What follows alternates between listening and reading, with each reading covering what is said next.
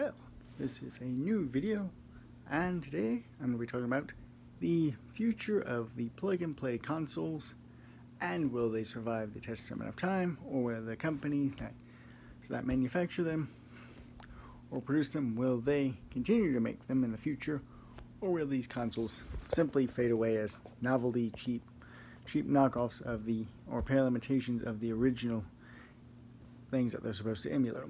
Let's take a look at the 9th edition of the Atari Flashback 9. This is the Boom console.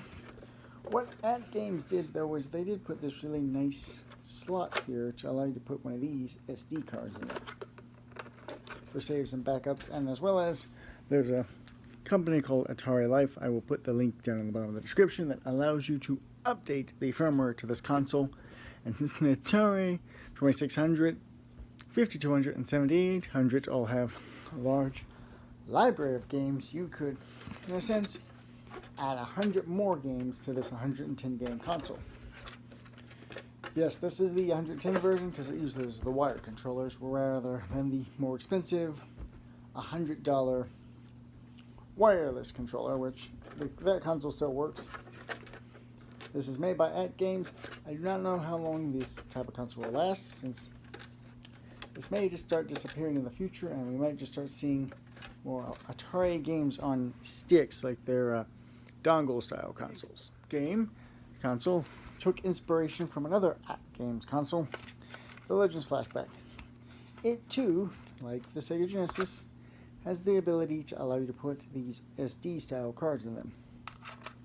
This makes it easier to update the firmware, and since this is technically just a Genesis without the cartridge slot, you're able to play your games in a much more updated styles, because you can add more games to this. It comes with 50 built-in games, but you can add more.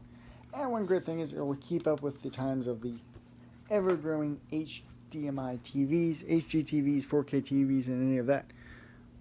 Both consoles bring out the games in a nice 720p, which is really good if you're trying to play any of the more classic games.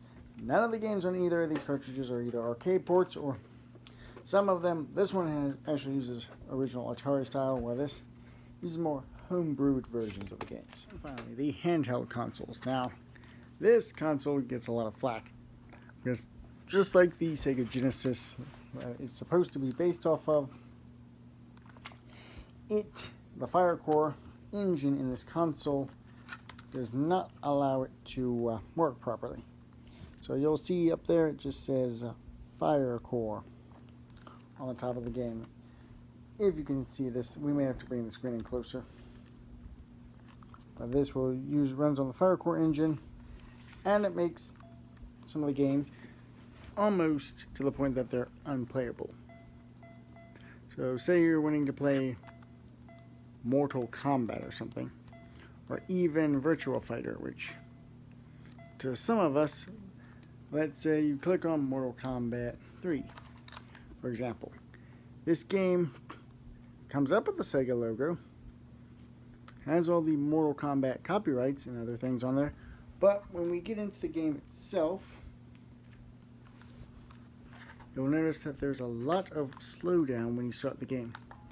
This is due to this console having bad Genesis emulation. Another game that suffers is the Sonic franchise. These tend to hurt these types of consoles when they try to bring out licensed games rather than some of these games here. The Sonic ones won't even work on this console. So, in theory, I don't think plug-and-plays are going to disappear entirely, but it'll come to a point where someone will find a way to make an app for the TVs, because all these TVs now are doing Amazon and other things, having it built into them.